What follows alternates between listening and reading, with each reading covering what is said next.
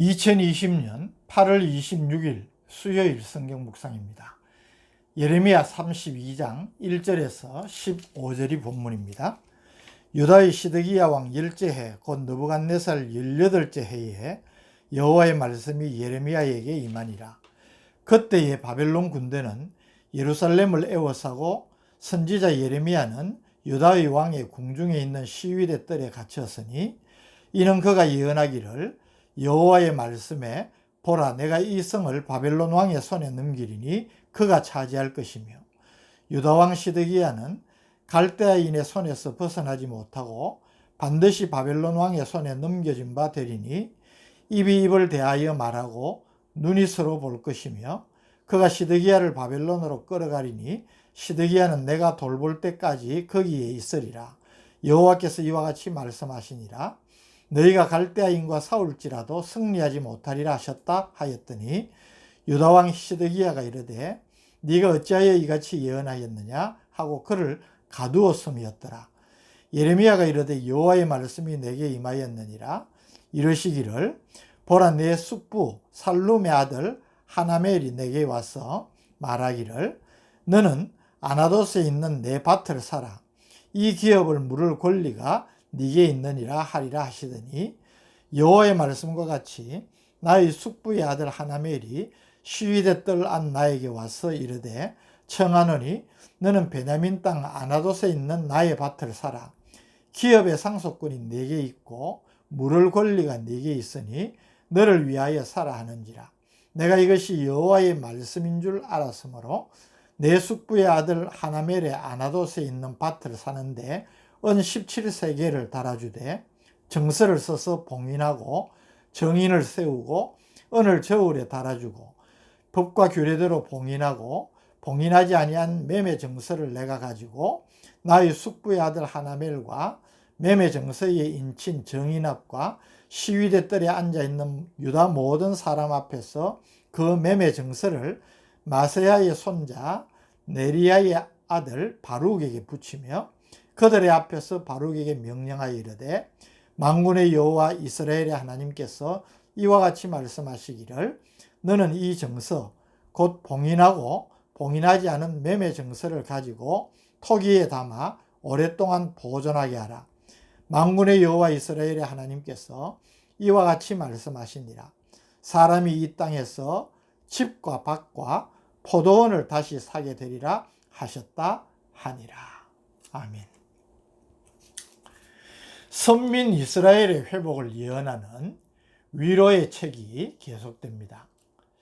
오늘 본문은 예레미야 선지자가 숙부의 밭을 매입하는 상징적인 행동을 통해서 유다가 비록 멸망할 것이지만은 다시 회복된다는 하나님의 말씀을 예언으로 전하고 있는 것입니다. 1절에서 5절은 본 예언이 주어질 당시의 시대적인 배경과 예레미야 선지자가 시위대 뜰에 투옥된 사건을 보여줍니다. 1절, 유다의 시드기야 왕 열째 해 곧 느부갓네살 18째 해에 여호와의 말씀이 예레미야에게 임하니라. 본문의 예언이 예레미야 선지자에게 임한 것이 시드기야 왕 제10년 바벨론 왕 느부갓네살 제18년으로 이때는 주전 587년임을 정확하게 말하고 있는 것입니다. 2절, 그때에 바벨론 군대는 예루살렘을 에워싸고 선지자 예레미야는 유다의 왕의 궁중에 있는 시위대 뜰에 갇혔으니 주전 587년은 예루살렘이 바벨론에 의해서 함락되기 1년 전으로 바벨론 군대에 의해서 포위된 상태에 있을 때입니다. 이때의 예레미야 선지자가 왕궁 시위대 뜰에 갇혀 있었다고 기록하고 있는데 그 이유가 무엇인지를 3절에서 5절 말씀이 보여줍니다. 예레미야 선지자가 지금 갇혀 있는 것은 바벨론의 침공 때에 예루살렘의 구원을 위해서 하나님께 기도해 달라는 시드기야 왕의 요구를 거절을 합니다. 예레미야 선지자가 그 요청을 거절한 이유는 이미 하나님께서 바벨론을 심판의 도구로 사용하셔서 이 유다를 심판하시겠다고 말씀하셨기 때문입니다.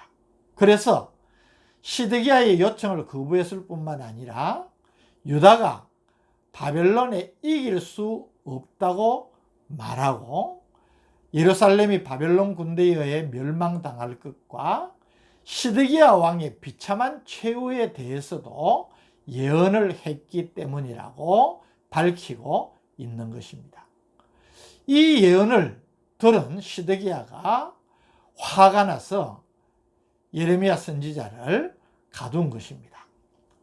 6절에서 15절은 예레미야 선지자가 앞단락에서 언급한 대로 왕궁 시위대뜰에 갇혀 있는 상황에서 하나님의 지시를 받아서 숙부의 밭을 산 사실을 기록하고 있습니다. 6절 예레미야가 이르되 여호와의 말씀이 내게 임하였느니라 이르시기를 7절 보라 내 숙부 살룸의 아들 하나멜이 네게 와서 말하기를 너는 아나돗에 있는 내 밭을 사라 이 기업을 물을 권리가 내게 있느니라 하리라 하시더니 하나님께서 예레미야 선지자에게 조카 하나멜이 아나돗에 있는 자기 가문의 밭을 사라고 예레미야를 찾아올 것이라고 미리 말씀을 하신 것입니다.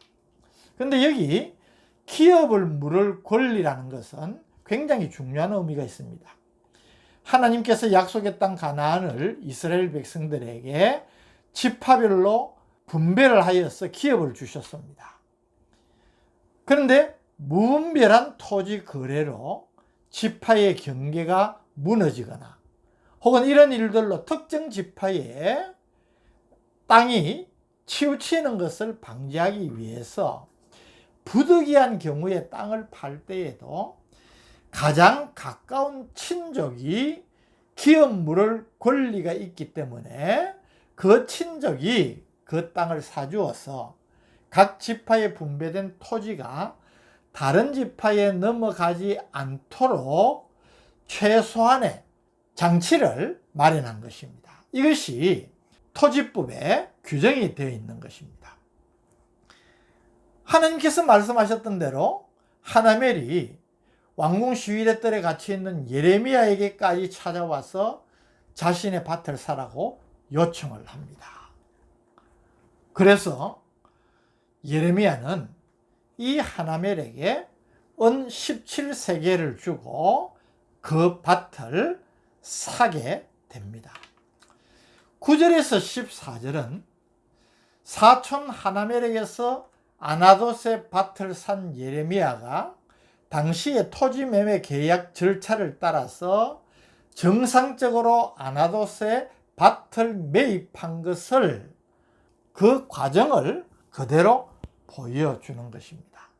그래서 정서를 써서 봉인하고 그 토지값 은 17세겔을 달아주고 법과 규례대로 정서 2개를 하나는 봉인하고 하나는 봉인하지 아니하고 그 정인들이 그 정서에 인을 쳐서 그것을 하나는 바룩에게 붙여서 보관을 하도록 그렇게 요청을 한 것입니다.